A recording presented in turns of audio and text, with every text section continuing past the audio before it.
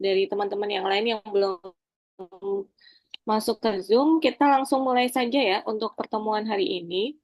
Pertemuan hari ini terkait dengan proses etik dalam penelitian, sebenarnya tidak banyak yang akan saya sampaikan.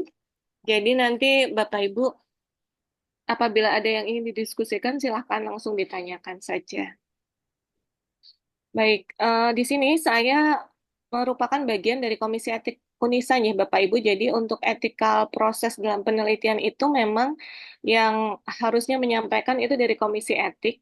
Dan kebetulan keperawatan itu punya beberapa orang yang ada di Komisi Etik dan saya yang diminta untuk menyampaikan hal ini terhadap Bapak Ibu semua, kepada Bapak Ibu semua. Jadi kalau di jurusan yang lain itu mungkin akan ada perwakilan dari Komisi Etik yang menyampaikan ya. Baik, Bapak Ibu, ini adalah tujuan pertemuan untuk hari ini. Itu kita mengulik sedikit tentang sejarah perkembangan etik. Kemudian kita perlu mengetahui mengenai standar peneliti dan memahami sedikit terkait dengan tata laksana proses kaji etik. Kenapa saya bilang sedikit? Karena untuk tata laksana proses kaji etik ini kita cukup mengetahui sebagian kecil saja sebagai seorang peneliti. Adapun yang mengetahui sebagian besarnya itu adalah reviewer dari Komisi Etik untuk menelaah dari protokol penelitian yang Bapak Ibu eh, kirimkan ke sana. Baik, Bapak Ibu, untuk sejarah perkembangan sejarah etika penelitian dahulu ya. Jadi Bapak Ibu silakan nanti minta tolong untuk apa namanya dibedakan antara etik dan etika. Kalau etik itu dia berupa kumpulan asas atau nilai yang berkenaan dengan akhlak ya, dan nilai benar atau salah yang dianut oleh golongan ataupun pada sekumpulan masyarakat. Di mana etik ini nama lainnya adalah norma. Sedangkan kalau etika ini adalah ilmu tentang apa yang baik dan yang buruk, tentang hak dan kewajiban moral kita, yang itu lebih kepada ranah afeksi atau ranah akhlak perilaku, afeksi dan apa namanya perilaku. Nah, ketika kita berbicara etika penelitian itu adalah sudut pandang atau ketentuan baik buruk, benar atau salah dalam kegiatan penelitian, yang mana etika penelitian ini merupakan upaya untuk meningkatkan pengetahuan melalui penelitian, karena sesungguhnya pengetahuan itu tidak bertambah ketika tidak dilakukan riset-riset ya, ketika kita tidak trial and error. Jadi ketika menjadi salah itu bukan menjadi sesuatu yang kemudian bermasalah karena salah itu bagian juga dari sebuah ilmu seperti itu. Nah, kemudian di sini beberapa hal yang kenapa kita perlu tekankan karena adanya pencarian dan pemanfaatan ilmu itu kadang melanggar dari aturan etika. Tadi saya sudah sampaikan ya Bapak Ibu bahwa etik itu basicnya itu adalah norma. Norma atau yang berlaku dalam sebuah golongan ataupun masyarakat.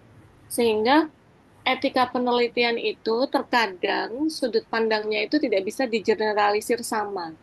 Karena mungkin bagi kita di sini tabu, tapi bagi orang di daerah yang lain hal itu biasa.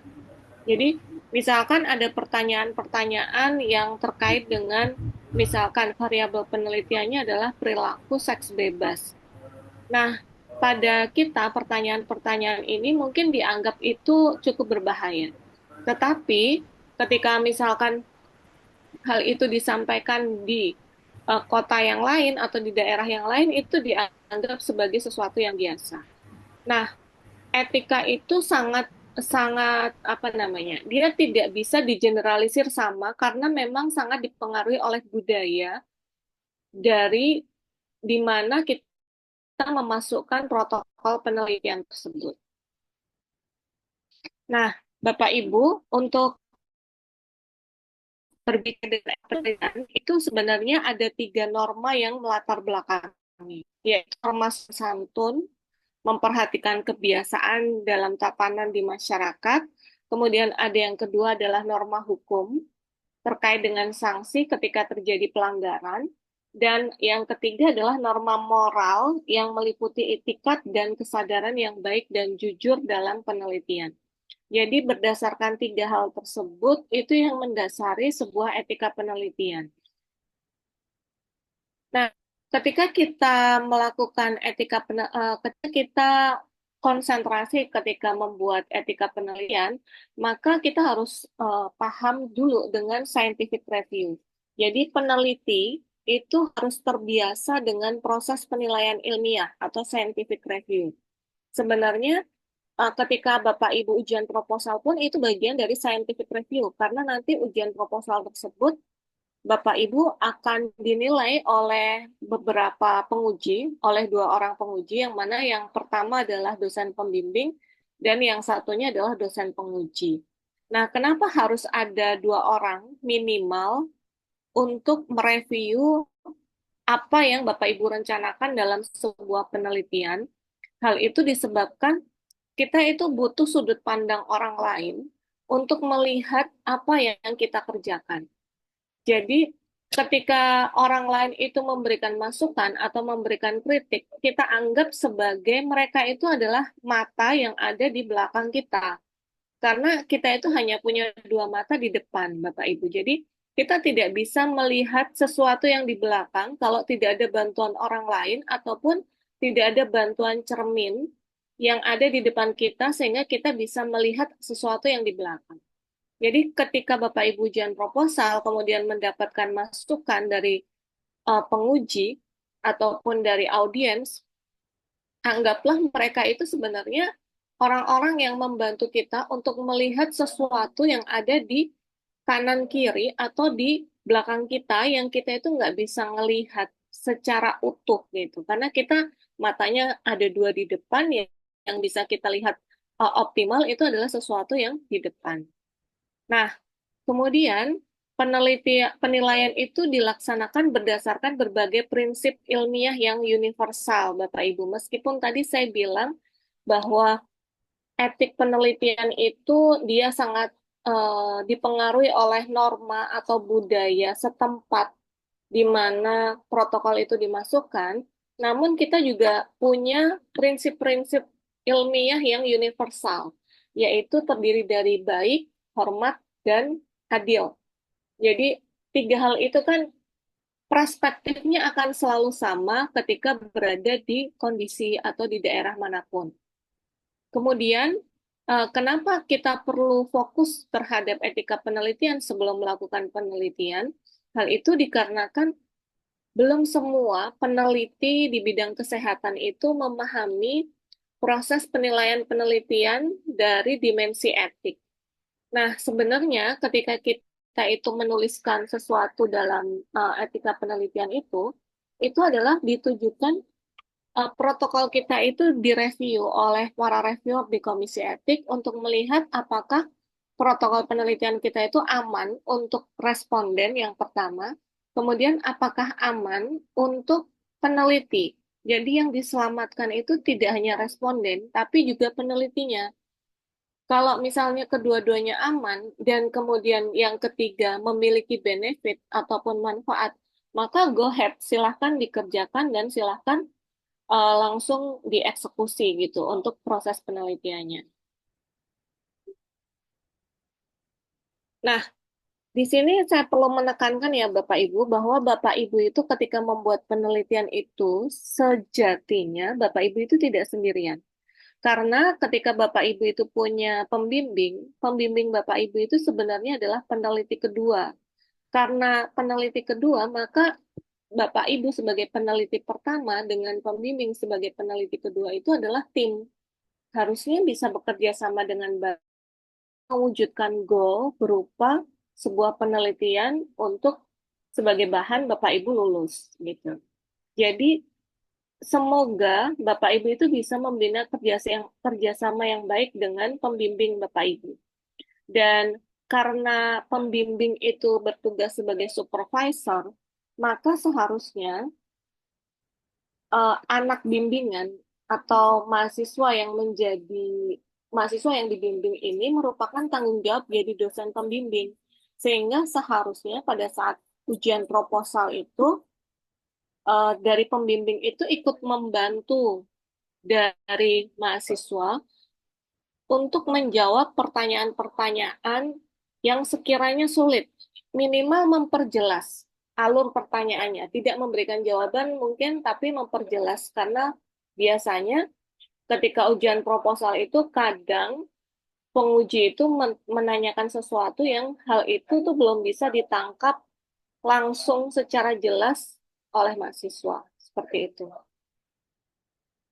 Nah, ketika Bapak Ibu melibatkan manusia sebagai responden dalam penelitian Bapak Ibu, maka menjadi sesuatu yang wajib bagi Bapak Ibu itu untuk protokol tersebut harus ditelaah oleh para reviewer dan harus mematuhi pedoman serta regulasi yang menjadi tanggung jawab dari Komisi Etik Penelitian Kesehatan.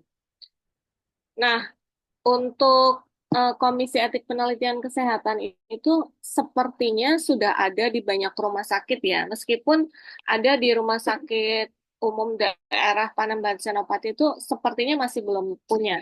Tapi sebagian besar rumah sakit di Jogja itu sudah memiliki KEPK atau Komisi Etik Penelitian Kesehatan. Nah, di sini ada hal-hal yang perlu saya tekankan bahwa ada beberapa yang sering dilanggar Bapak Ibu, dianggap ini adalah sebuah pengorbanan demi manfaat banyak orang. Contohnya adalah ketika penelitian itu dilakukan pada saat perang, itu memungkinkan adanya pengabaian persetujuan atau tidak meminta informed consent. Kemudian eksperimental pada orang-orang yang sakit parah, misalkan orang-orang dengan kanker stadium akhir, yang kemudian ditawari terapi stem cell sebagai bagian dari sebuah penelitian itu seringkali gagal, beberapa kali gagal dan dianggap sebagai takdir. Meskipun betul ya Bapak Ibu bahwa segala sesuatu yang terjadi itu kan memang uh, bagian dari takdir ya. Tetapi takdir itu kan tidak hanya kemudian dibaca sebagai takdir. Kita kan juga harus melakukan evaluasi, belajar dari peristiwa yang ada, kemudian mencoba memperbaiki dan lain sebagainya. Seperti itu. Kemudian percobaan riset pada tahanan itu seringkali juga mengabaikan informed consent karena tahanan dianggap orang-orang yang dimarginalkan, yang kemudian dianggap tidak perlu adanya persetujuan, mereka harus bersedia menjadi responden dalam penelitian.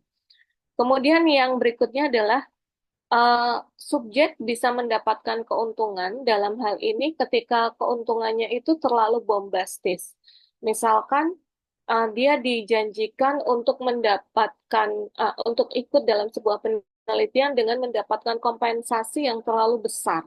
Itu dianggap tidak etis karena sesungguhnya sebuah penelitian ketika melibatkan manusia, keikutsertaannya itu berdasarkan asas sukarela. Bukan berarti kita kemudian tidak perlu memberikan ucapan terima kasih ataupun yang lain ya, tapi ucapan terima kasih itu seharusnya tidak menjadi sesuatu yang menjadi iming-iming dari responden dengan jumlahnya yang fantastis. Dia peneliti dan tanggung jawab atas nilai moral atau misalkan tadi ada beberapa penelitian terkait dengan penelitian menggali psikologi dari seseorang akibat dia mendapatkan misalnya perilaku kekerasan seksual dari pasangannya ataupun mungkin dari pasangan sah maupun pasangan yang mungkin masih berpacaran dan lain sebagainya. Yang kemudian ketika digali itu membuat luka lama terkorek kembali, mengakibatkan depresi itu kemudian yang tadinya sudah sembuh kemudian tertrigger lagi dan lain sebagainya. Dan peneliti tidak bertanggung jawab terhadap hal itu. Nah, itu tidak diperbolehkan. Baik, ini sebagai pengetahuan saja Bapak Ibu bahwa sejarah perkembangan adanya Komisi Etik dimulai dari tahun 1947 sampai yang terbaru, guideline atau panduan yang terbaru yang kita pakai itu pada tahun 2016. Nah, asal muasalnya kenapa kemudian dibentuk Komisi Etik Penelitian? itu sebenarnya karena ada kasus tuksijisipilis ya Bapak Ibu. Jadi hal ini dilakukan pada tahun 1932 sampai 1972 di Amerika. Di situ kita lihat kasusnya ini, itu adanya endemik epidemik sifilis di Alabama. Di mana di Alabama itu mayoritas penduduknya adalah orang negro atau orang kulit hitam yang mereka kemudian terjangkit oleh virus sifilis tersebut. Meskipun pada saat itu sudah ditemukan antibiotik berupa penisilin yang mampu mengatasi dari virus sifilis tersebut, tetapi tidak diberikan kepada apa namanya para negroid yang menderita sifilis itu dikarenakan peneliti ingin melihat perkembangan dari penyakit itu, bagaimana dia merusak organ sampai akhirnya menimbulkan kematian. Bahkan ketika mati pun kemudian oleh peneliti itu mayatnya itu diautopsi tanpa inform consent dari keluarga. Nah, kemudian kondisi tersebut itu mengakibatkan lebih dari 100 orang di Alabama yang meninggal, dan kemudian ternyata dari para para pasien penderita sifilis itu mereka tidak tahu kalau mereka itu merupakan responden dari penelitian Tuksiji ini. Ya, kemudian si dokter-dokter, beberapa dokter yang melakukan uh, penelitian tersebut itu sampai berhasil membuat artikel jurnal dan sampai kemudian berhasil dipublikasi secara internasional dan mendapatkan Nobel. Namun kasus ini merebak sehingga kemudian terdapat komplain secara internasional dan akhirnya muncullah pada tahun 19 sorry muncullah pada tahun 1979 ini adalah Belmont Report, di mana banyak para ilmuwan dari banyak negara itu kemudian melakukan diskusi di Belmont, kemudian mengeluarkan hasil dari diskusi itu berupa Belmont Report. Nah, ini tanggapan dari peristiwa tuksijisifilis tersebut. Dibuat panel review pada tahun 1973, penelitian itu kemudian dihentikan, dan ketika diteruskan, maka harus menerapkan prosedur ilmiah seperti pemberian informed consent, kemudian resiko harus lebih kecil dari manfaatnya, dan lain sebagainya. Dan kemudian pada tahun 1974 sampai 1978 itu dibentuklah Komisi Nasional yang bertugas untuk melindungi subjek manusia dari penelitian, dari bahaya-bahaya yang dilakukan di penelitian. Dan ini disebutkan dalam istilah Belmont Report atau laporan Belmont. Kemudian Presiden Amerika meminta maaf secara resmi kepada seluruh masyarakat maupun di internasional. Dan ini mengakibatkan artikel tersebut itu ditarik. Nah, dari laporan Belmont tersebut, itu sebenarnya ter, tercetuslah 3 prinsip etika dalam penelitian, di mana 3 prinsip tersebut itu berupa hormat, baik, dan adil. Hormat itu bahasa Inggrisnya adalah informed consent ya. Respect for the others, tapi aplikasinya adalah pemberian informed consent atau persetujuan kepada responden.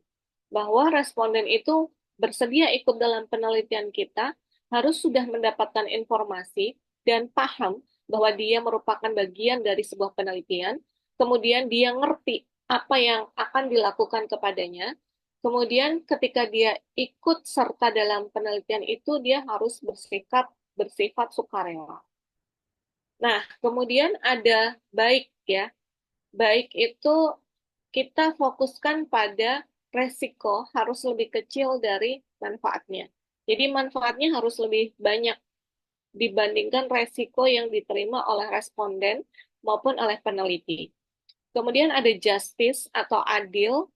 Di sini kita harus jelas siapa-siapa orang yang berhak menjadi subjek dalam penelitian kita, kita harus memberikan kesempatan yang sama kepada semua responden yang sudah ditentukan wilayahnya dalam penelitian kita apabila dia memiliki kriteria inklusi yang sesuai dengan standar penelitian kita. Kemudian adil ini harus dibuktikan dengan second opinion dari para preview di komisi etik dan adanya tekad dari si peneliti untuk bersifat adil. Ya, dari tiga prinsip tersebut, kemudian muncullah guideline dari WHO pada tahun 2011, terbentuklah 7 standar untuk menilai kelayakan etik pada protokol penelitian. Ada nilai sosial klinis, ada nilai ilmiah, ya, misalnya nilai sosial atau klinis itu, apakah penelitian ini bermanfaat secara sosial, apakah bermanfaat secara klinis, kemudian nilai ilmiahnya bagaimana, apakah protokol penelitian ini sudah memenuhi kaidah-kaidah ilmiah yang itu dibuktikan dalam metodologi penelitian, kemudian adanya pemerataan beban dan manfaat, di mana kita harus mengedepankan potensi manfaat itu harus lebih besar dari resiko. Minimal potensi manfaat itu sama dengan resiko. Tetapi apabila potensi manfaat itu kurang dari resiko, maka kita harus diskusikan kembali bagaimana cara menangani dari resiko-resiko yang terlalu besar tersebut. Kemudian, apakah ada bujukan, eksploitasi atau inducement kepada responden? Kemudian, apakah peneliti mampu menjaga rahasia dan privasi dari responden? Entah itu dibuat coding namanya atau inisial. Kemudian, pemberian informed consent kepada responden sebelum memulai penelitian. Nah, dari tiga prinsip di Belmont Report itu kemudian di-upgrade pada tahun 2011 oleh WHO menjadi 7 standar, tapi sebenarnya tiga prinsip ini itu merupakan dasarnya, dan 7 standar itu merupakan turunannya. Sebagai contoh, nilai sosial atau klinis dan nilai ilmiah itu dia masuk poin baik atau beneficient. Kemudian pemerataan beban, manfaat, serta potensi manfaat itu lebih dari resiko, itu masuk dalam poin justice atau adil, dan bujukan, privacy, serta informed consent itu masuk dalam poin respect for the person. Nah, ini adalah untuk diketahui saja Bapak Ibu, jadi ini adalah guideline yang dipakai pada tahun 2011, itu menggunakan 7 prinsip tadi, 7 standar tadi. Kemudian di-upgrade 5 tahun setelahnya, yaitu di 2016. Di sini ada CIOMS. CIOMS tersebut yaitu Council for International Organization of Medical Sciences. Dia menelurkan guideline untuk penelitian yang melibatkan manusia, di mana CIOMS ini belum ada upgrade terbaru. Jadi sampai tahun ini kita masih berlandaskan ya guideline yang paling barunya yaitu di 2016. Nah, dari 7 standar di 2011, kemudian di breakdown kepada 25 butir berdasarkan dari si WHO, guideline WHO di 2016.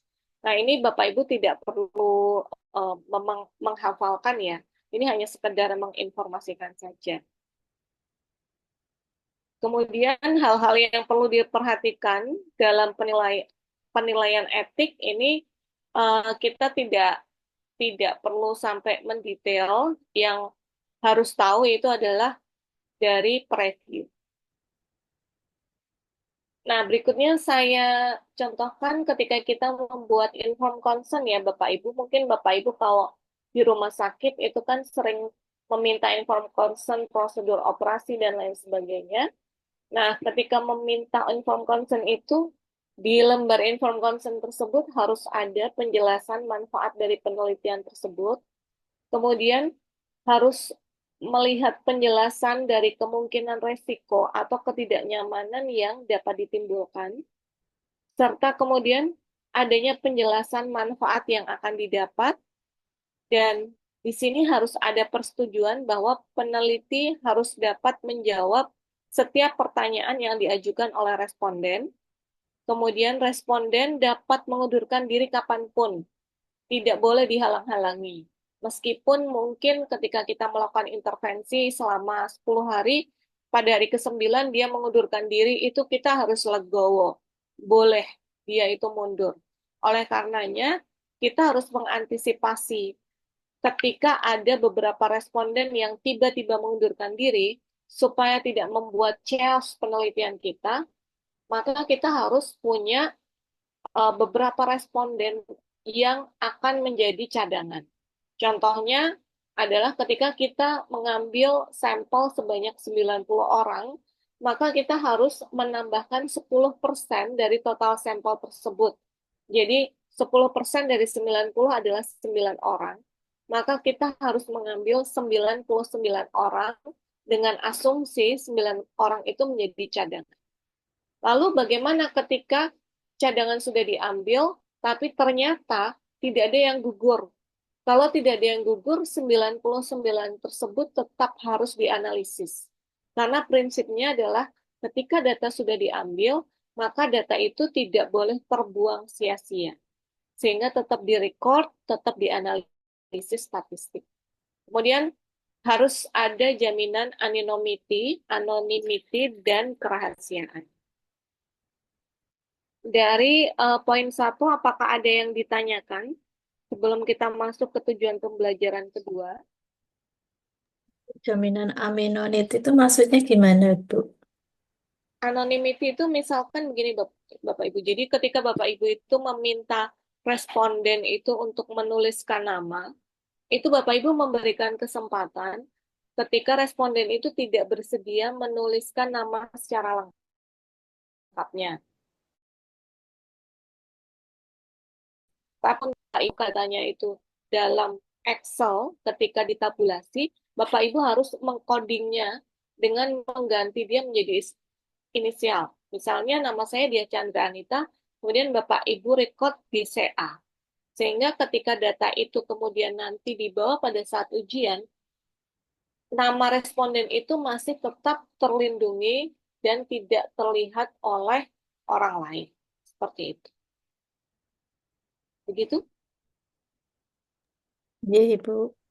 Oke. Baik, ada lagi Bapak Ibu? Ibu, punten Ibu, izin bertanya. Ya, monggo. Tadi terkait dengan sampel kan Ibu menyarankan ada cadangan nggih, 9, misal 10% cadangannya. Nah, itu tadi yang disampaikan kalau cadangannya kebetulan alhamdulillahnya tidak eh, dipakai sebagai responden, tapi tapi gini Bu, maksudnya eh, kalau misal yang kita teliti itu cadangannya kurang gitu Bu, kurang dari sampel yang kita ambil. Karena kemarin itu kebetulan kita jadi responden dari salah satu mahasiswa. Itu tuh dari beberapa temen ada yang tidak mengisi.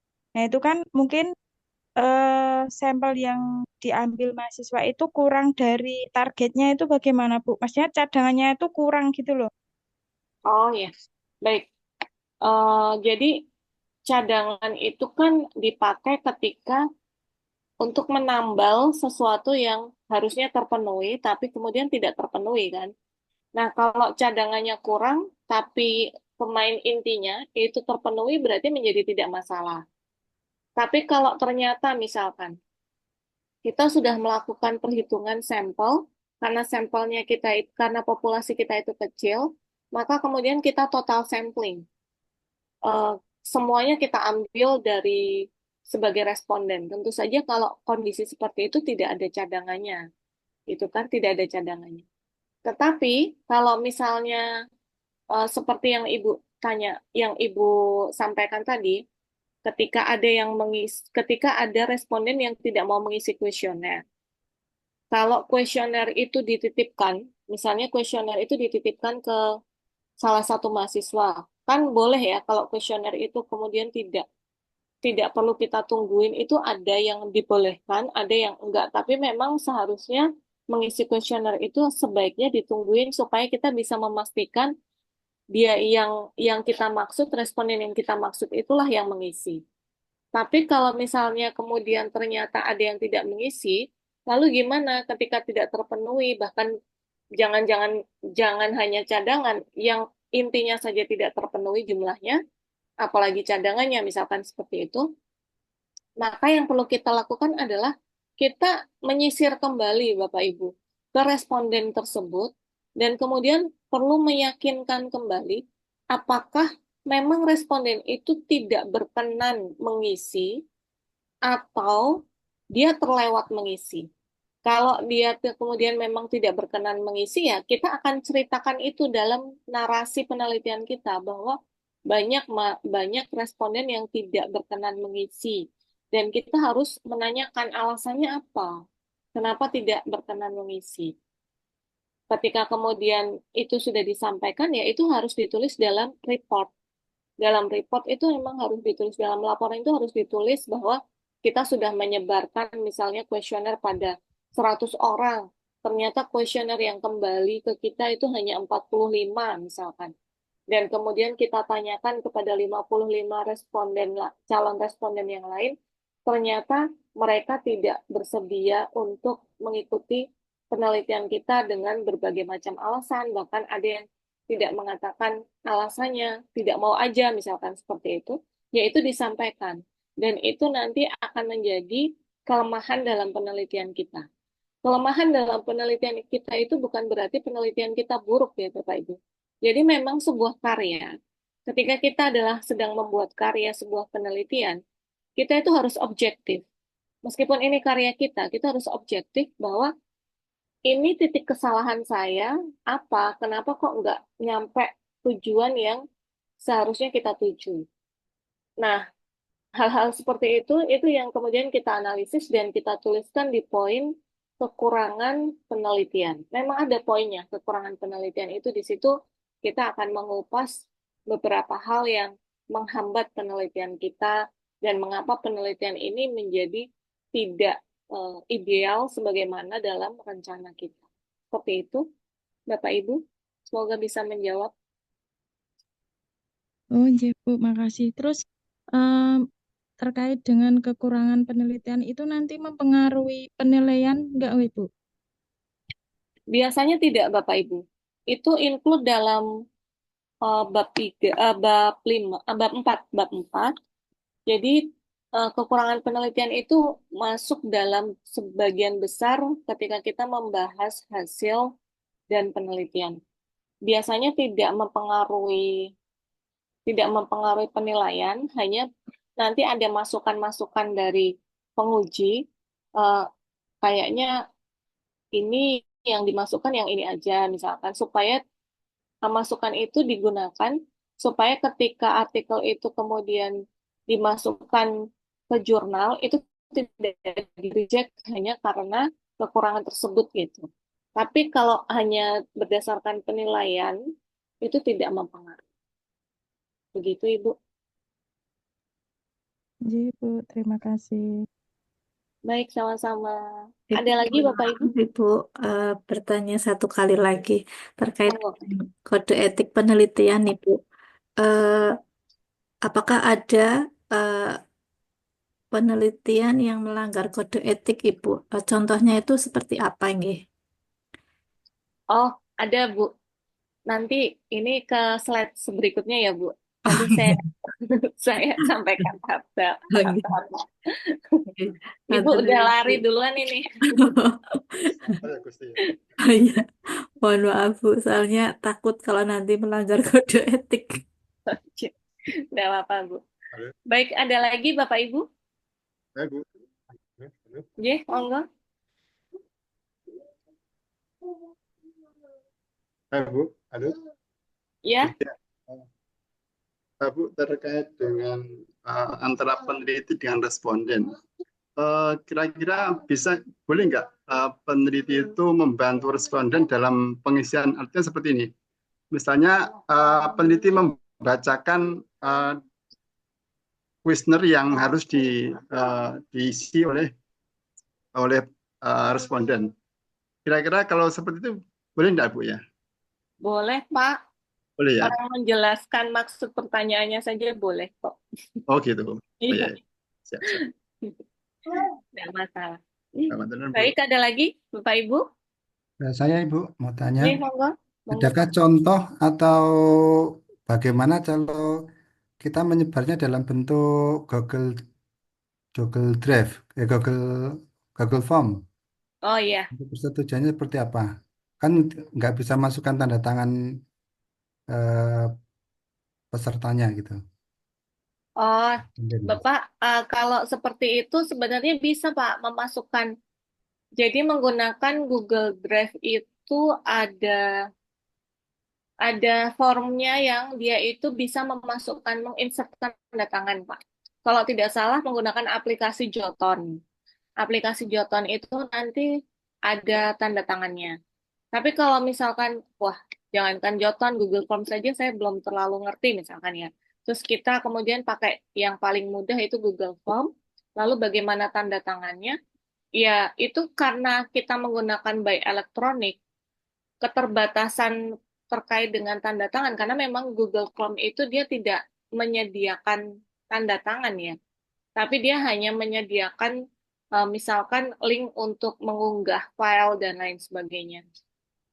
Nah, itu tidak masalah Pak kalau kondisi-kondisi seperti itu. Tapi kalau kita bisa mencari alternatif yang aman dengan adanya bukti tanda tangan tersebut, kemudian kita menggunakan aplikasi Jotun, itu jauh lebih bagus.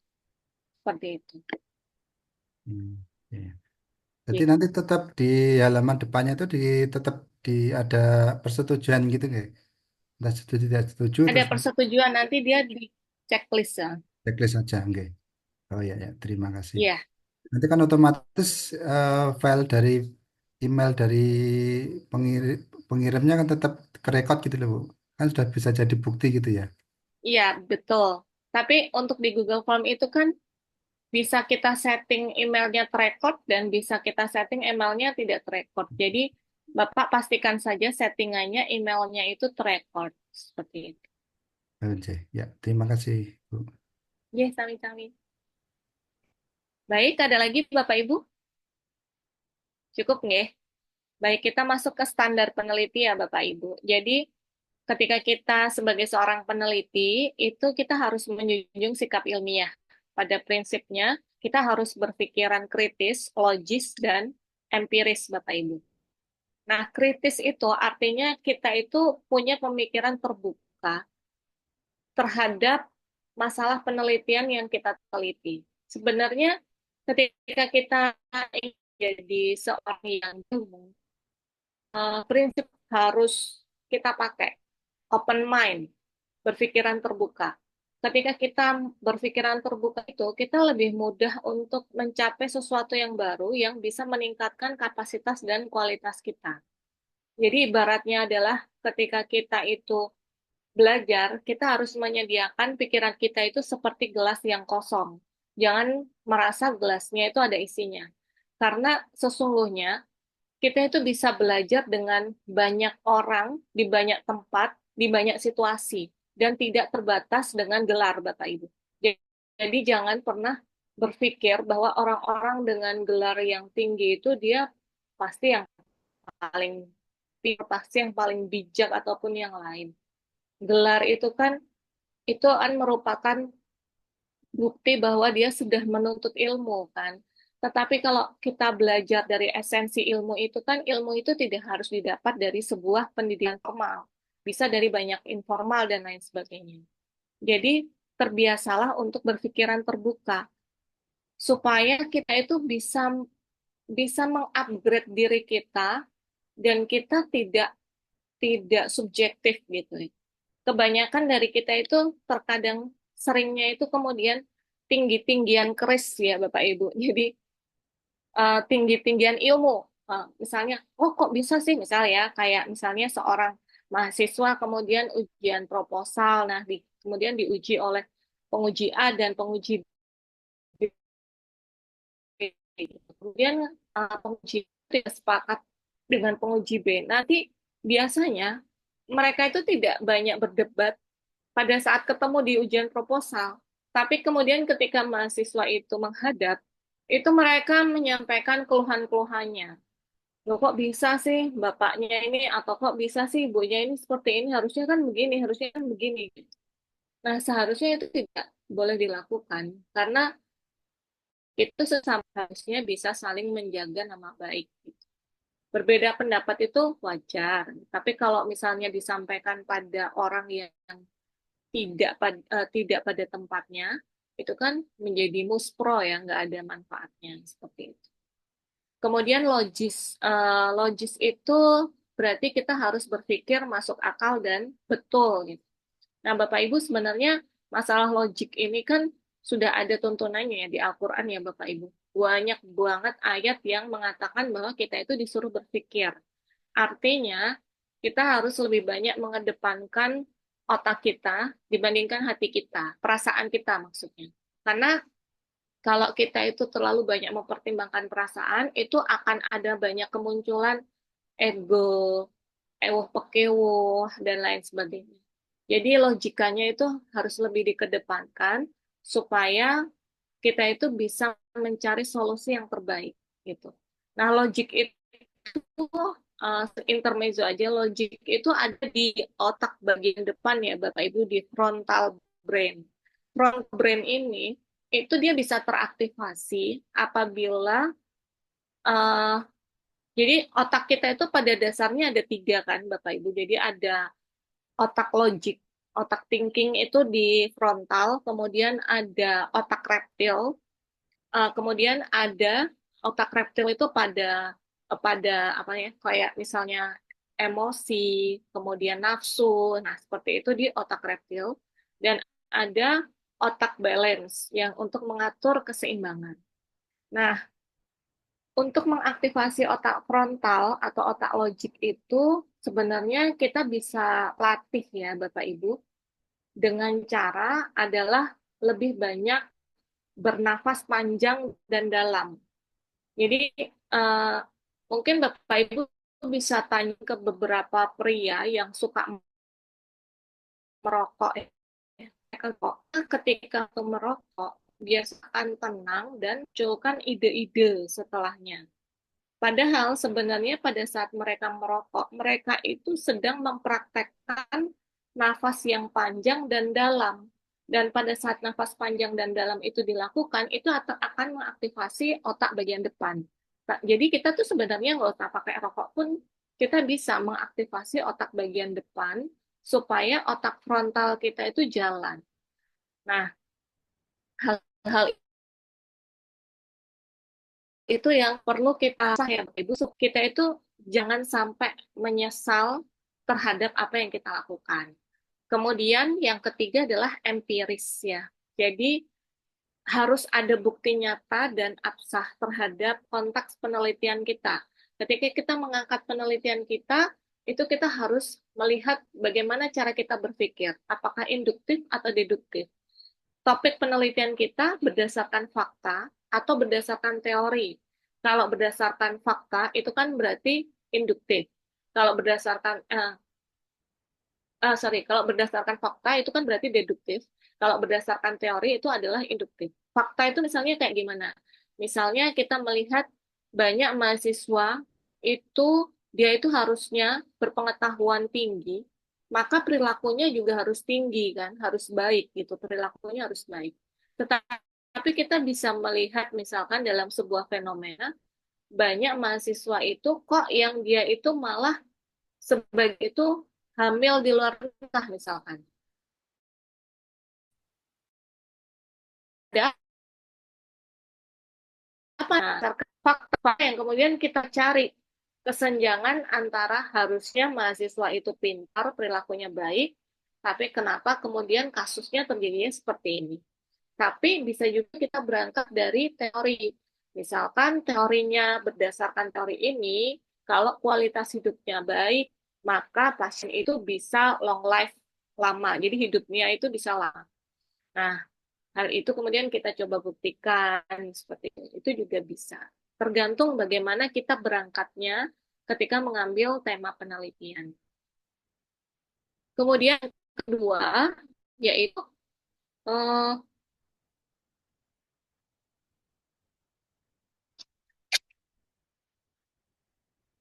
sebagai seorang peneliti kita tidak keberatan jika kita itu menjadi responden jika kita ditempatkan menjadi responden dalam penelitian kita. Sehingga ketika kita tidak merasa keberatan, maka seperti itulah bagaimana kita memperlakukan responden kita. Jangan kemudian kalau saya diperlakukan kayak gini nggak mau tapi kita memperlakukan responden kita seenak-enaknya, misalkan seperti itu. Nah, di sini peneliti harus bertanggung jawab untuk tidak menyimpang dari metode penelitian yang ada, dan pelaksanaan penelitian itu harus mengikuti metode ilmiah yang baku, kurang lebih baku.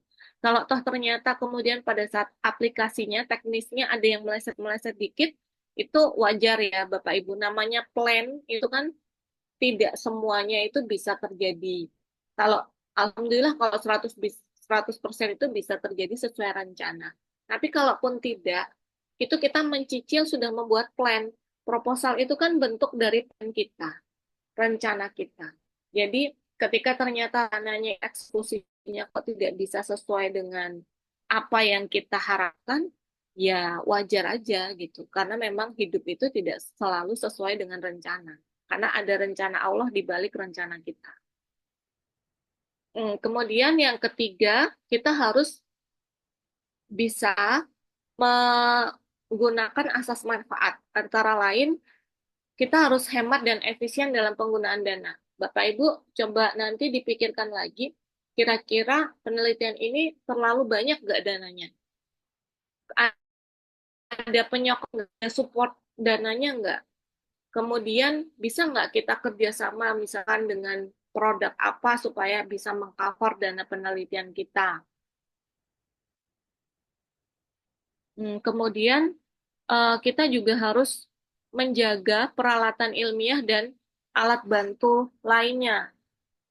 Misalkan peralatannya yang mahal, itu kita harus jaga supaya tidak ada yang rusak dan kita tidak harus mengganti, yang itu kemudian membutuhkan biaya tambahan lagi.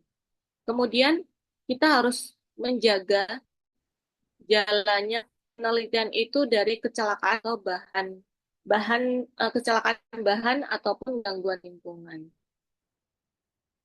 Oh baik Bapak Ibu, mohon maaf baru mengganti yang sedang perjalanan mau dinas malam, monggo dipersilakan, semoga aman dan sampai tujuan dengan selamat nih Bapak Ibu dan mendapatkan ridho Allah. Nah, begitu berikutnya kita lihat dari tantangan dalam pencarian kebenaran ilmiah ya Bapak Ibu. Jadi kita harus jujur dan terbuka. Ini bukan sesuatu yang mudah ya Bapak Ibu.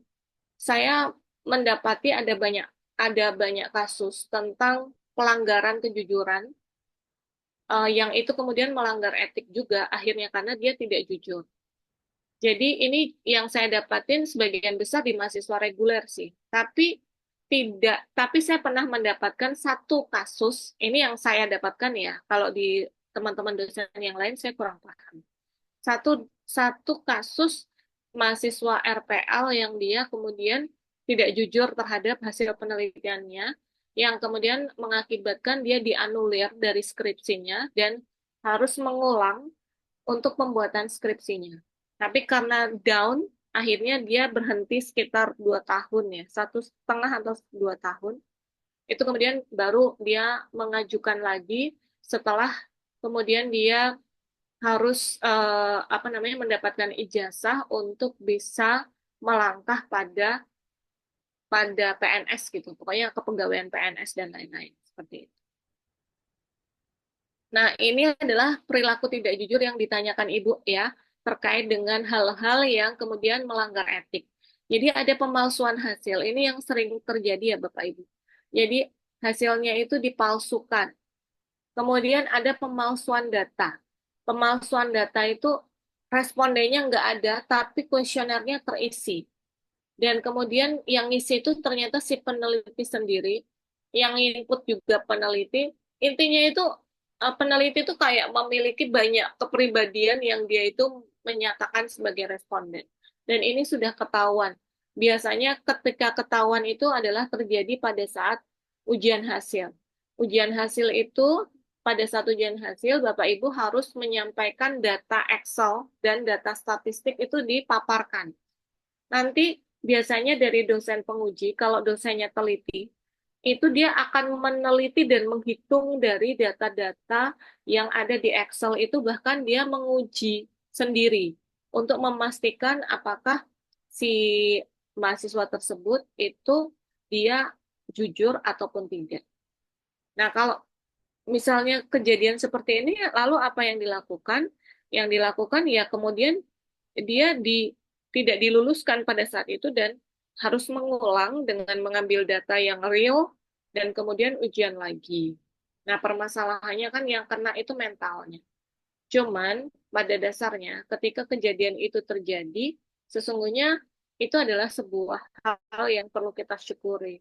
Karena kalau dia nggak ketahuan, dia itu akan mengakibatkan ketidakberkahan yang semakin panjang, Bapak Ibu.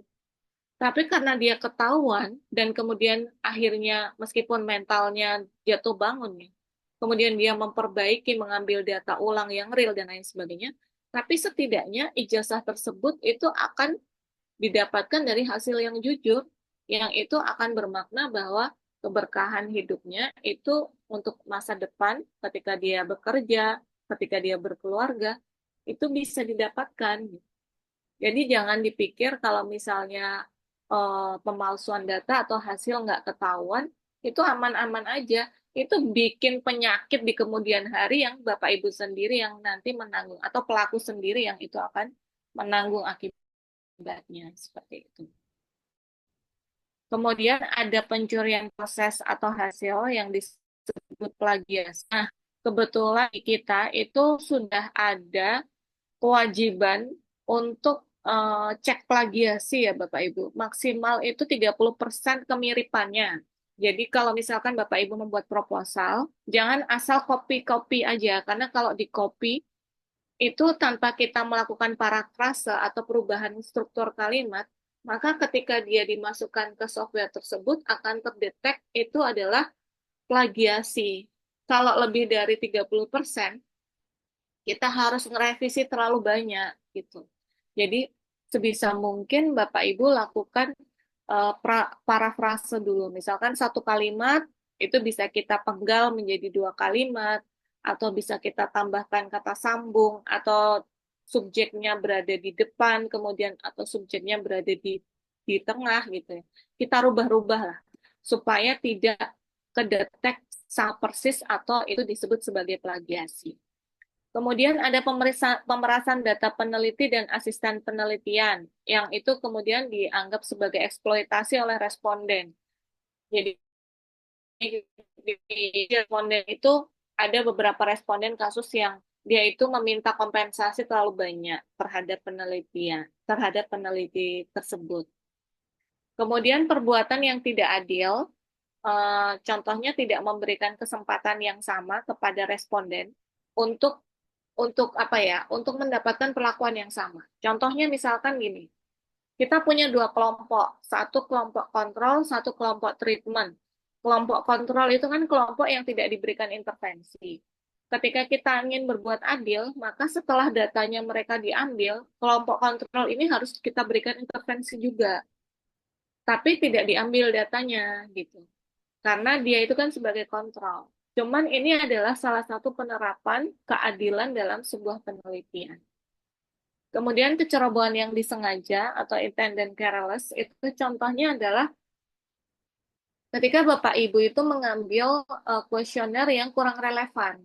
Jadi misalkan kuesioner tentang kecemasan, kecemasan pada mahasiswa atau kecemasan pada orang yang sakit terminal, tapi menggunakan kuesioner kecemasan yang terjadi pada orang umum secara kontekstual kondisi saja, bukan konteks ya, secara eh, lawannya kontekstual Bu, Pak, saya lupa. Secara Apa sih? Iya benar, secara kontekstual, bukan kontentual ya. Secara kontekstual saja, itu sudah berbeda karena satunya adalah pasien terminal dan yang satunya adalah orang umum. Tingkat stres, kecemasan, itu pasti tingkatnya sangat berbeda. Kemudian duplikasi. Duplikasi itu misalkan ketika kita membuat penelitian, kita kan mau publish. Ketika mau publish itu penelitian kita misalnya punya 3 variabel atau 4 variabel. Penelitian variabel 1, 2 itu dipublikasi di jurnal A. Penelitian 3, 4 dipublikasi di jurnal B. Kalau ini boleh. Tapi kalau penelitian 1, 2 dipublikasi di jurnal A, kemudian penelitian 2, 3 itu dipublikasi di jurnal B, itu tidak dianjurkan karena ada variabel yang sama dengan data yang sama. Seperti itu namanya duplikasi. Baik, ada yang ingin ditanyakan sebelum kita masuk tata laksana proses kaji etik?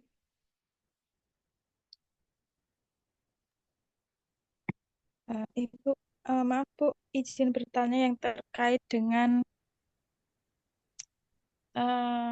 plagiasi nggih tadi. Nyun sewu Bu, yang apa eh layarnya yang sebelum ini Bu? Oh, iya. Ini, Bu. Oh ya, yang ketiga pencurian prose dan atau hasil plagiat itu kan tadi disampaikan tidak boleh harus memparafrase nggih. Iya, Nah, itu kalau parafrase. nanti terkait dengan pengertian itu menurut para ahli itu apa boleh paraf atau harus sama sesuai dengan eh, sumbernya?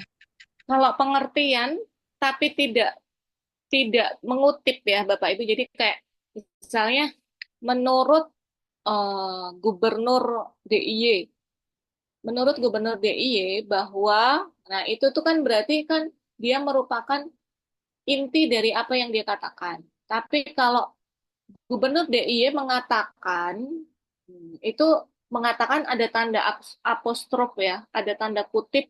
Nah, itu harus sama persis kalau ada tanda kutipnya. Tapi kalau yang dia itu merupakan simpulan dari sebuah sesuatu yang dinyatakan, itu harus diparafrase, Bu. Jadi yang tidak diparafrase itu yang dia berupa kutipan.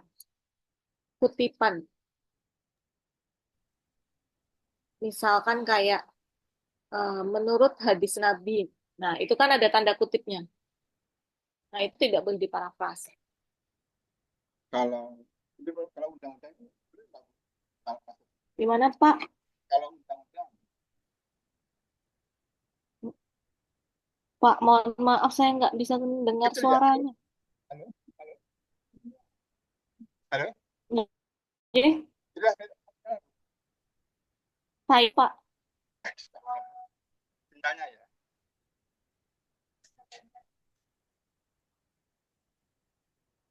Oh, mungkin sinyalnya ya. Nggak, coba di... Halo, ya. Ya, monggo, Pak. Sudah dengar, Bu? Sampun, sampun, Pak. Nah, Bu, terkait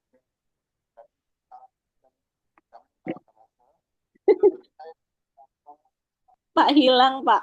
Kemauan, kemauan banget.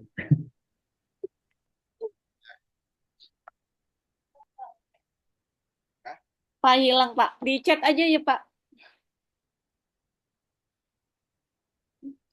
Mungkin ada lagi yang lain, Bapak Ibu? Bu, maaf Bu, tadi yang plagiat plagiat tadi masih belum kurang jelas. Jadi kalau yang masuk di tinjauan teori yang bab 2 nggih, tinjauan teori. Betul. Nah, itu kan pengertian menurut para ahli dan sesuai dengan jurnal itu berarti eh sama persis atau Ya, Bu. Kalau pengertian berdasarkan para ahli dan jurnal berarti harus diparafrase. oh ya ya Gitu. ya Yang Ter- nggak boleh diparafrase itu yang berupa kutipan. kutipan ucapan yang harus letterlock sama. Oh ya, Bu. Nggih, nggih. Oke. Nggih, makasih, Bu. Baik, sami-sami. Ada lagi Bapak Ibu? Halo, Izin ya. bertanya, Ibu. Yes, monggo Pak. Bu, terkait dengan parafras dan tidak menjadi parafrase itu. Nah, kemudian terkait dengan pengutipan undang-undang, ya mungkin eh, kalimatnya cukup banyak juga. Itu apakah harus diparafrase atau tidak boleh diparafrase, Bu, terkait dengan undang-undang, Bu, pengutipan undang-undang, Bu? Kalau undang-undang, Bapak tinggal menanyakan kepada diri Bapak. Maksudnya, undang-undang ini disampaikan, misalkan berdasarkan undang-undang nomor sekian tahun sekian tentang apa-apa-apa. Nah, itu tentangnya itu kan harus sesuai dengan judul undang-undangnya. Hmm. Tetapi kalau misalnya terkait dengan isinya, itu kan berupa simpulan dari apa yang kita baca. Nah, kalau simpulan dari apa yang kita baca itu, dia harus Hmm. diparafras. Seperti itu. Oh, gitu. Jadi Ya, menyimpulkan isi dari undang-undang itu nggak apa-apa boleh. ya, Bu? Ya? Oh, Ya, boleh. boleh, boleh. Oke, oke. Mantan, Bu. Kalau enggak nanti banyak banget, Pak. Iya, Bu. Ya undang-undangnya banyak. Oke. Oke, mantan, Bu, ya. Ya, sami-sami.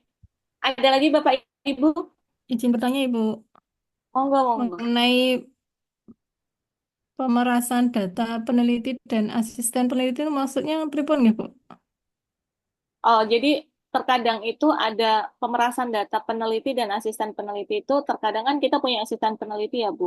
Iya. Nah, kemudian responden itu memanfaatkan situasi ketika misalkan dia tahu bahwa peneliti itu melakukan kesalahan atau asisten peneliti itu melakukan kesalahan, terus diperas gitu. Istilahnya seperti itu.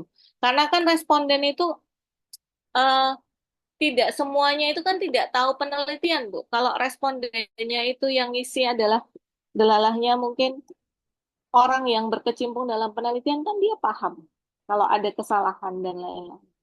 Seperti itu. Hmm. Jarang terjadi, Bu, itu. Oh, nggih, nggih. Baik. Ada Hmm. lagi, Bapak Ibu? Maaf, Ibu, izin bertanya sedikit.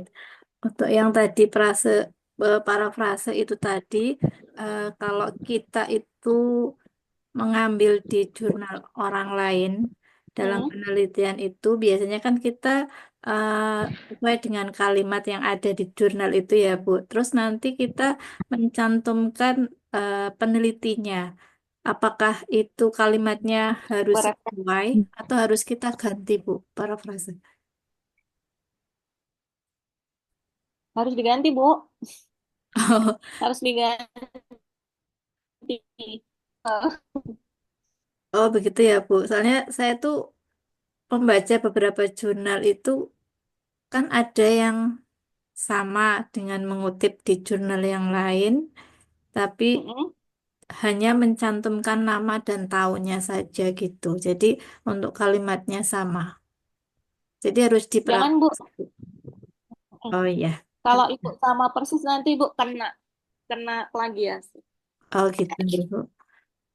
Ya, karena kita sekarang penerapannya udah termasuk ini ya Bapak Ibu, termasuk lebih rigid ya. Jadi sebelum publikasi harus menyampaikan eh, hasil plagiasi dengan software Mendeley minimal 30%. Kalau dosennya pembimbingnya punya kepentingan itu bahkan malah dia mintanya minimal 20%. Maksudnya punya kepentingan itu supaya dari publikasi tersebut bisa naik angka kreditnya ataupun yang lain. Itu kan kalau dosen itu punya batasnya itu 20%. Nah, kalau misalnya dosennya punya kepentingan, malah dia memintanya 20% gitu.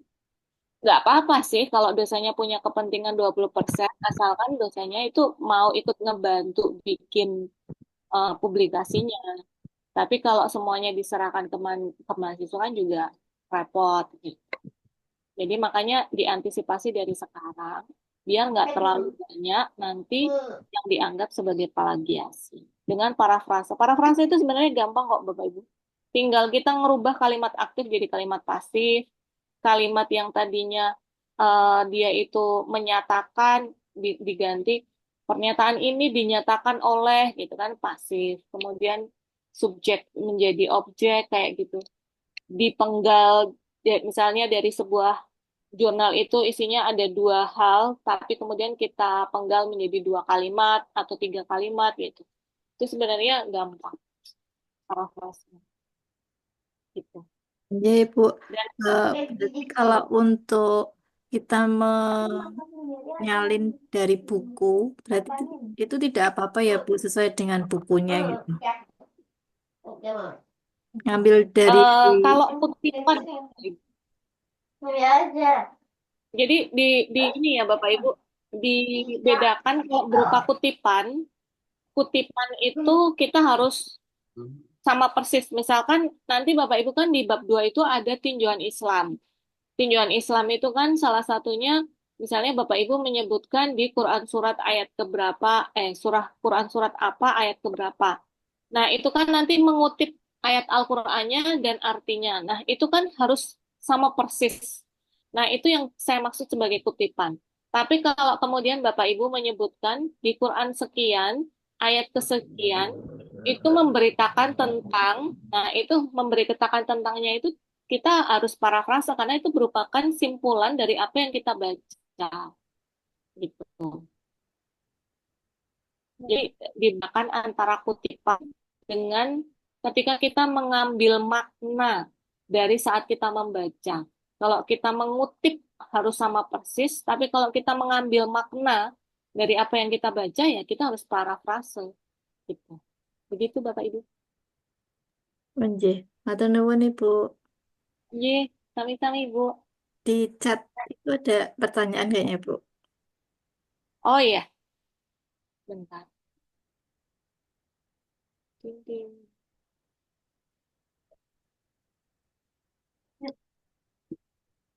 Eh, oh, kan gampang Bu, diuji konten validity aja. Diujikan ke dosen dan diujikan ke praktisi. Gak apa-apa Bu, aman ini mah. Nanti dari hasil uji itu kemudian dari dua pendapat itu kalau ada yang tidak setuju berarti dianulir pertanyaannya. Kalau setuju semua berarti bisa dipakai. Gitu.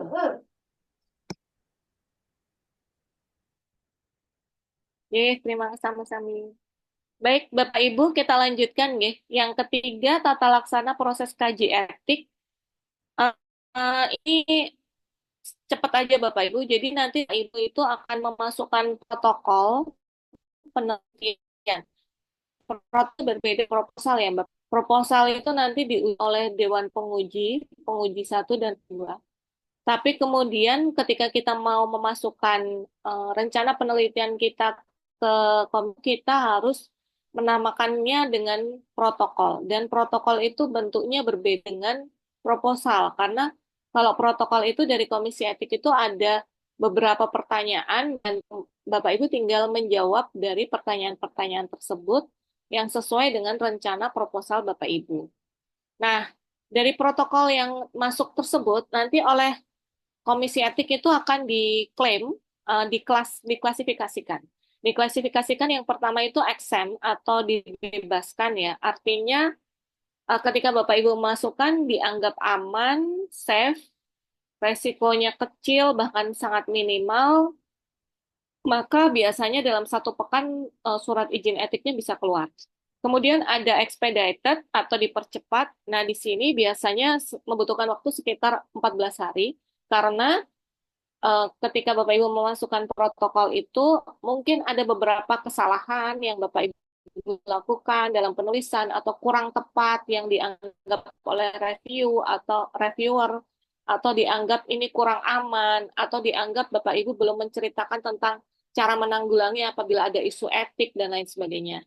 Misalkan kalau Bapak Ibu itu mengambil responden pada anak usia 18 tahun ke bawah, kurang dari 18 tahun, itu harus mendapatkan izin dari wali. meskipun anak tersebut sudah mandiri, tapi karena undang-undang di negara kita itu mengatakan orang dewasa itu adalah 18 tahun, maka kurang dari itu dia harus mendapatkan izin wali. Atau lansia, batas lansia menurut Depkes itu lebih dari sama dengan 60. Nah, lebih dari sama dengan 60 itu juga dia mendapatkan izin wali. Jadi yang harus mendapatkan izin wali adalah lansia, anak-anak, ibu hamil. Ibu hamil dianggap sebagai kelompok rentan.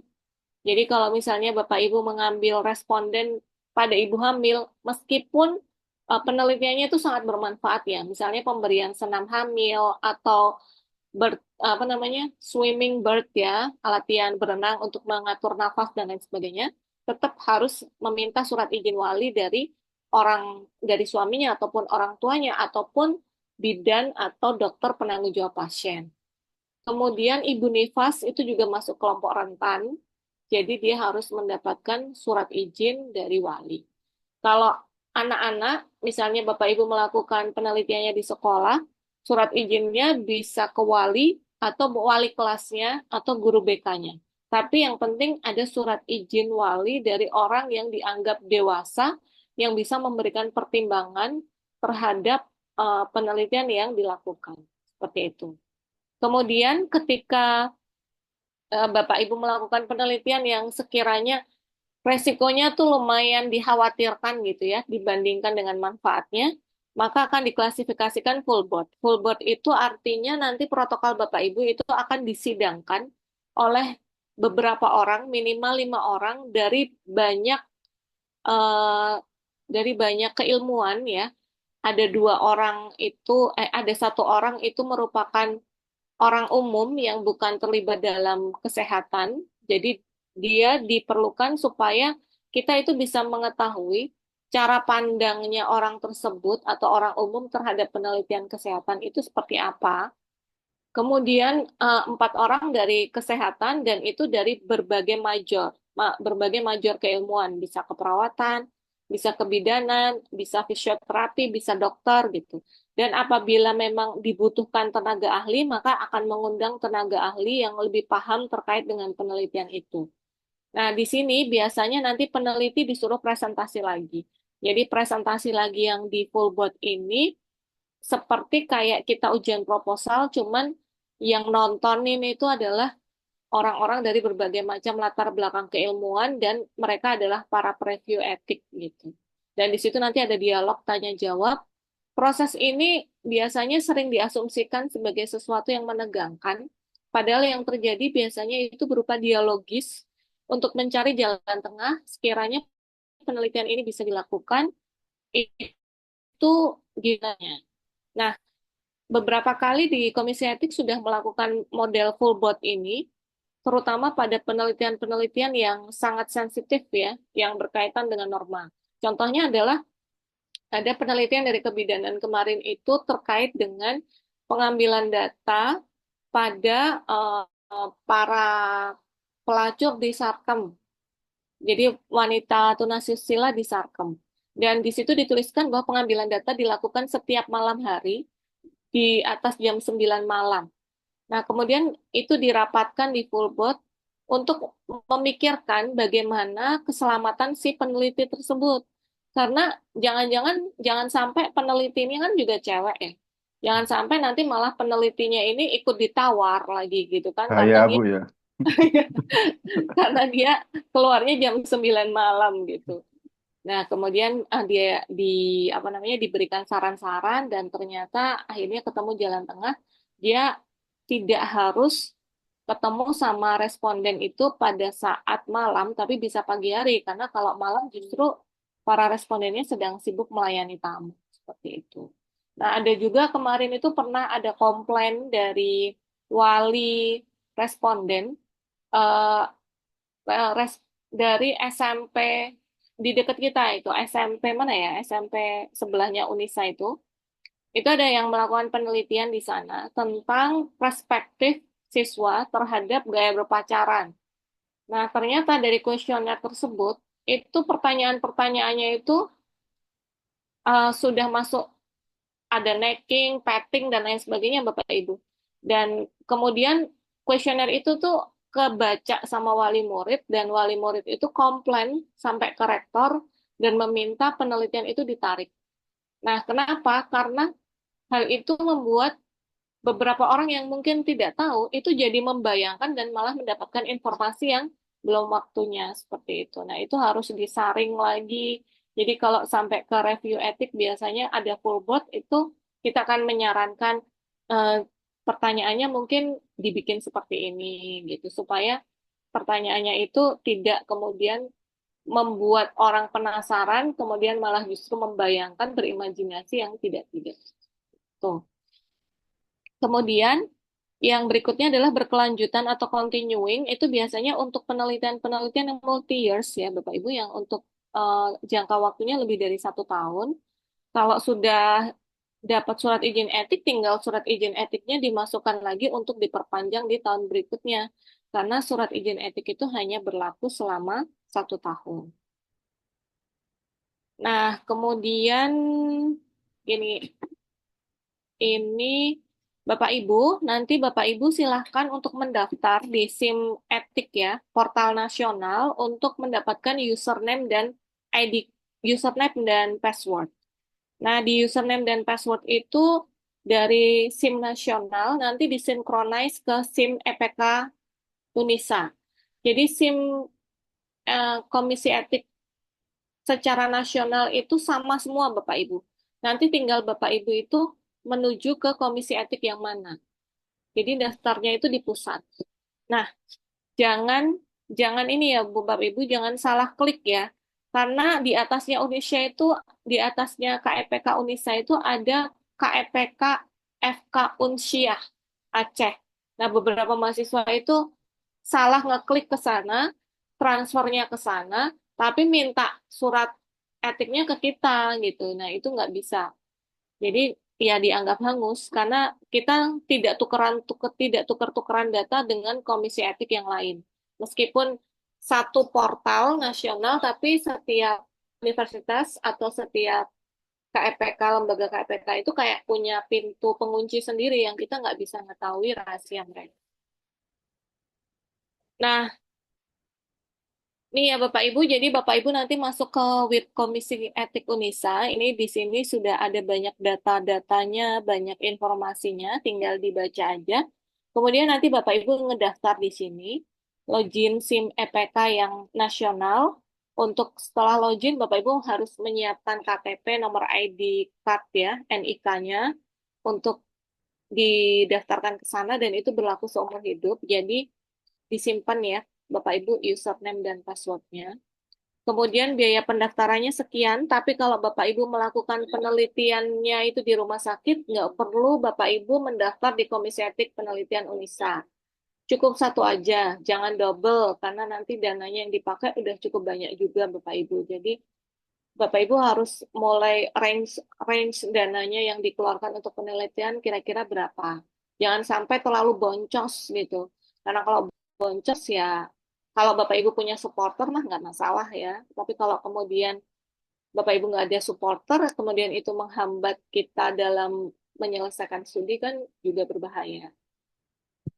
Nah, di sini untuk Bapak Ibu yang S1 kalau di Unisa 170.000 ya, kalau di PKU itu kalau nggak salah 300 atau 350 gitu. Jadi lebih mahal biasanya di rumah sakit. Di Sarjito bahkan 500.000. Nanti Bapak Ibu silahkan mempersiapkan CV, kurikulum VT, kemudian mengisi inform consent, mengisi protokol, kemudian membuat surat pernyataan yang menyatakan bahwa penelitian Bapak Ibu itu orisinal. Kemudian setelah itu Bapak Ibu akan mengirimkan protokol Bapak Ibu itu ke tim EPK. Sama tim EPK diterima oleh sekretaris, akan dicek kelengkapannya, apakah lampiran-lampirannya udah lengkap, sudah ada bukti bayar, dan lain sebagainya. Kalau sudah, sama sekretaris itu akan dikirimkan ke ketua. Nanti dari ketua ini akan memutuskan apakah protokol Bapak Ibu ini termasuk yang exempt, yang dibebaskan, kemudian nanti akan keluar surat izin etiknya, ataukah yang kemudian harus direvisi, berarti masuk ke expedited, yang dipercepat, ataukah harus disidang ulang, berarti masuk ke full board ya. di sini atau tidak bisa diperbaiki, tidak bisa ditelaah. Tidak bisa ditelaah ini disebabkan karena biasanya Bapak Ibu memasukkan surat izin penelitian, tapi mungkin karena lama surat izin penelitiannya belum keluar, terus Bapak Ibu ngambil data duluan dan ketahuan gitu. Kalau sudah diambil datanya, nah biasanya Komisi Etik akan nggak mau lah untuk melakukan penelitian kalau penelitian itu sudah berjalan. Ini ya Bapak Ibu, laman untuk SIM EPK-nya Unisa. Nanti Bapak Ibu kemudian login di sini, username, password, dan klik bahwa Bapak Ibu sebagai peneliti. Ini adalah prosedur pendaftarannya. Nanti Bapak Ibu silakan mendaftar. Nah, ini sebagai contohnya ya Bapak Ibu, ini adalah ID saya, ini username saya, passwordnya seperti ini. Ini saya buka karena sudah saya ini ya, sudah saya ganti passwordnya, jadi nggak masalah. Ini username-nya, nanti yang dipakai yang ini, passwordnya yang dipakai yang ini. Nah, ini login, Bapak Ibu jangan lupa memilih di sini sebagai peneliti dan masukkan captcha-nya. Kemudian diisi ini pertanyaan-pertanyaannya dari A sampai CC sampai unggah halaman pengesahan. Nanti setelah itu Bapak Ibu kirimkan, jangan lupa ini ini lampirannya ya Bapak Ibu, ada CV, ada lembaga sponsor kalau Bapak Ibu bekerja sama dengan sponsor, surat-surat pernyataan, instrumen ataupun kuesioner, inform consent.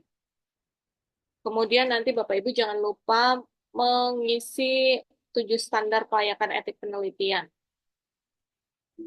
Nah, nanti Bapak Ibu ketika mengirimkan akan keluar riwayatnya seperti ini. Jadi jangan lupa Bapak Ibu untuk mengirimkan ya ke sekretaris karena beberapa mahasiswa itu dia mengisi protokol tapi tidak dikirimkan, cuma di save. Jadi mereka tanya kok belum dapat, ternyata mereka belum mengirimkan. Jadi gimana kita mau menelaah ya Bapak Ibu seperti itu. Nah ini nanti surat izin etiknya Bapak Ibu yang akan keluar itu kurang lebih seperti itu. Baik, selesai pertemuan kita hari ini. Apakah ada yang mau ditanyakan sebelum saya akhiri? Mohon maaf, Ibu, untuk bisa mendaftar ke SIM EPK itu kapan ya, Bu? Kalau sudah ujian proposal. Kalau mendaftarnya sih sekarang bisa, Bu. Cuman kalau mengirim protokolnya kalau udah ujian proposal. Oh, begitu. Matur nuwun, Bu. Ye, ye, Bu, sami-sami. Belum dapat ya SK-nya ya, Bapak Ibu ya, sampai sekarang. Belum. Iya, Bu. Ditunggu-tunggu juga kok belum belum, Bu. datang loh, Bu. Katanya Bu Sarwi minggu depan. Minggu depan padahal bilangnya minggu depan yang kemarin tuh. Sekarang kok belum muncul-muncul ini. Ini Tagi, Pak, kejar aja terus. nah, teman-teman lagi kemut-kemut ini juga, ya, Bu. Ya, kalau saya nanti nggak dimarahin, Pak. Kalau mahasiswa nggak akan dimarahin. Apalagi Ya mahasiswa kemarin, L. ya, ya kemarin kan juga Japri ke saya juga Bu Sarwi itu. Ya itu pernah tanyakan. Nah katanya itu diminta untuk download Mendeley, kemudian untuk SK pembimbing mahasiswa itu mau diedarkan minggu depan itu. Tapi minggu depannya harusnya sekarang ini. Oh, iya. Iya, Semoga kita tunggu sampai Sabtu ya, Pak. Semoga ada berita baik. iya Bu. Bu, terkait dengan protokol itu tadi katanya protokol beda dengan ujian proposal ya Bu ya. Protokol berbeda dengan proposal. Oh, tapi untuk protokol itu ada formatnya Bu ya. Iya, Pak. Itu ada pertanyaan jadi tinggal menjawab pertanyaan Oh itu. gitu, enggak enggak Iya, enggak tertulis Bu ya. tertulis. Enggak Tertulis. enggak artinya gini.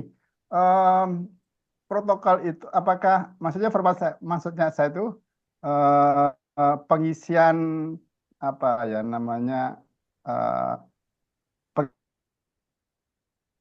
itu Gimana, Pak? itu Bu terkait dengan protokol itu Bu. Protokol itu apakah kita hanya mengisi isian dari aplikasi Hmm? atau seperti apa Bu? Iya, betul. Bapak sudah Oh, oh mengisi oh mengisi aplikasi itu Bu ya? ya, mengisi aja. Oh gitu. Ya ya ya ya ya ya. Gitu. Jadi Tapi formatnya sama semuanya. oh sama. Tapi itu dilakukan setelah ujian proposal ya. Ya, betul, Pak. Supaya dapat Oh kabar gitu. pengesahan dari kedua penguji. Oh ya siap siap siap. Baik. Saran saya biasanya kalau misalnya Bapak Ibu mau masukkan protokol, pada saat Bapak Ibu setelah selesai ujian proposal kan Bapak Ibu tahu kan apa-apa yang harus diperbaiki. Nah, langsung Bapak Ibu masukkan aja apa namanya mendaftar ke komisi etik untuk memasukkan protokol dengan pertimbangan apa-apa yang diminta untuk memperbaiki. Jadi jangan menyelesaikan revisinya dulu karena kalau menyelesaikan revisinya itu kadang lama ya Bapak Ibu. Karena ketemu dosanya itu kadang lama gitu. Dan Bapak Ibu besok kalau misalnya kok sekiranya ketemu dosanya itu lama, saran saya ya karena mahasiswa RPL itu kan eh, tantangannya cukup luar biasa ya. Pertama, punya waktunya hanya 1 semester saja untuk menuntaskan skripsi. Nah, kemudian yang kedua, Bapak Ibu ini apa namanya bekerja juga kan. Terus ada keluarga juga. Intinya kompleksitas masalah yang Bapak Ibu hadapi itu lebih banyak. Jadi kalau misalnya sekiranya Bapak Ibu tuh mau ketemu sama dosen itu kok susah ya. Maksudnya mereka tuh nggak segera menyediakan waktu. Bapak Ibu mending langsung menawarkan aja, boleh nggak kalau bimbingan dengan online, misalnya dengan Zoom seperti ini. Itu jauh lebih efektif sebenarnya Bapak Ibu. Gitu. Karena kalau ketemu ketemu kayak gitu, misalnya kita udah ketemu janjian jam 10 atau jam 1 gitu. Kita udah ngelengke ya, maksudnya menyediakan waktu, udah tukeran shift dan lain sebagainya. Ternyata jam 1 itu dosanya tiba-tiba rapat atau tiba-tiba apa kan, sayang kan waktu yang sudah kita spare itu ternyata nggak kepake. Nah, kita cari alternatif lain. Biar jalannya tuh cepet Bapak Ibu. Gitu. Iya Bu, itulah yang diharapkan teman-teman Bu. Jadi sesuai dengan apa yang disampaikan Bu Tia itu terkait dengan kita masih RPL itu ya harus tanggung jawabnya banyak, harus rumah Iya, sakit, kemudian keluarga, kemudian diri sendiri. Ya harapannya eh, para dosen saling memahami lah, saling ya, memahami dengan kondisi kita itu ya. Mungkin jangan sampai teman-teman kita, teman-teman RPL itu akhirnya ya ketika konsultasi ke dosen tidak ada ruang, kemudian akhirnya down, ya harapannya tidak sampai segitu. Ya mungkin antara kita RPL dengan dosen saling memahami. Dan kita kan berbeda dengan reguler Bu ya. Reguler kan los itu ya, los artinya waktunya hanya untuk sekolah itu full. Tapi kalau kita tanggung jawabnya cukup luar biasa. Mungkin ya. bisa disampaikan Bu eh, eh, teman-teman dosen untuk bisa memahami kita Bu. Baik, Bapak Ibu. Insya Allah saya bantu untuk menyampaikan, tapi balik-balik lagi tuh nanti kembali ke karakternya mereka masing-masing ya Bapak Ibu. Jadi kita cuma bisa ngingetin, tapi nanti balik lagi. Karena itu ada dosen yang enak, ada dosen yang susah gitu. Itu risky sih, Bu. Ya, Tapi saya lihat selama ini untuk ya harapannya sesuai dengan khusnul saya Bu ya. Dan teman-teman selama dalam pengajaran ini tem, para dosen selalu support ya, selalu support untuk teman-teman RPL dan segera untuk bisa menyelesaikan. Artinya dengan kode-kode seperti itu ada sinyal untuk senantiasa memudahkan teman-teman mahasiswa Allah. RPL Bu. Saya lihat seperti Insya itu, Allah, harapannya Pak. seperti itu Bu. Insya Allah semuanya mensupport. Insya Allah. Dan insya Allah dimudahkan. Saya kemarin nanya itu kayaknya RPL ini tidak punya kewajiban untuk publikasi. Sepertinya. Oh, Oh ya, alhamdulillah. serius.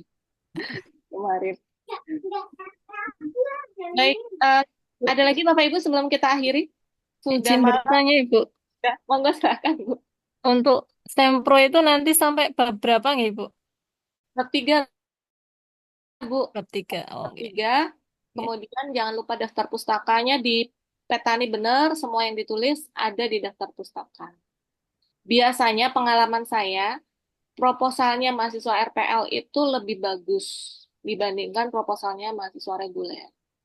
Mereka tuh lebih teliti, mungkin karena ini ya, problemnya lebih banyak, tapi justru lebih bersungguh-sungguh, lebih cepat juga, lebih rajin. Itu pengalaman saya, gitu. Jadi saya optimis kelas ini insya Allah husnul khotimah. Yang satunya. Baik. Bu, Terus untuk ini ujian Bu, skripsinya itu online atau offline, Bu? eh, biasanya tuh offline biasanya, tapi saya kurang tahu ya Bapak Ibu. Kalau online itu jelas pertama lebih memudahkan mahasiswa, yang kedua lebih hemat ya dari sisi konsumsi dan lain sebagainya. Nanti semoga semoga ada kebijakan untuk bisa online ya Bapak Ibu RPL. Iya, Nanti Bu. saya coba tanyakan lagi. Saya nanyanya juga nggak berani banyak-banyak ya Bapak Ibu. Ini kan pergantian prodi ya. Jadi masih khawatir-khawatir saya juga masih adaptasi. Oke. Semoga online ya, Bu. Ya, semoga online. Itu sangat membantu itu. Karena lumayan Bu konsumsinya. Iya, Bu. Ngirit. Bisa buat traktir anaknya kan Bu. Iya, betul. Oh, Gusti ya. Info terakhir offline juga, Bu. Oh, offline juga Pak? Iya, Iya, Bu kemarin Sarwi. dari Bu Sarwi itu udah kalau proposal ya offline. Oh gitu. Ya. Ya, Saya belum berani nego dulu ya Pak. Masih kaprodi baru. Saya belum berani. Nanti saya coba kasih masukan pelan-pelan. Siap, Bu. Terima kasih. Lek pem- lek pembimbingnya Bu Dia enak nih. Ingin Kalau berbagi saya itu online aja gitu. Pak, kalau saya. Baik, cukup Bapak Ibu persiapan untuk mencoblos besok nih. Masya Allah. Iya, Bu. Masih Selamat ada kuliah istirahat. lagi, Bu. Oh, masih ada? Masih Masih, ada, Bu. Bu. Masih jam Dewi. 21. Hah? Setelah ini? Iya, Bu. Iya. Wah, luar Jam biasa. 9. Luar biasa sekali mundur Bapak Ibu. jamnya. Ya Allah, saya salut sekali loh. Semangat Bapak Ibu, semangat. Kalau ngantuk jangan terlalu dipaksa. Ya, Bu. Yang penting on kan. Oke. Ya, Bu. Baik-baik. Terima kasih Bapak Ibu, semangat untuk yang sedang bertugas dan yang tidak bertugas silakan beristirahat untuk perkuliahan selanjutnya. Terima kasih banyak atas perhatiannya. Saya akhiri. Assalamualaikum warahmatullahi wabarakatuh. Waalaikumsalam Waalaikumsalam warahmatullahi warahmatullahi wabarakatuh. Nuwun, Bu. Nuwun, Bu. wabarakatuh. Matur nuwun, Bu.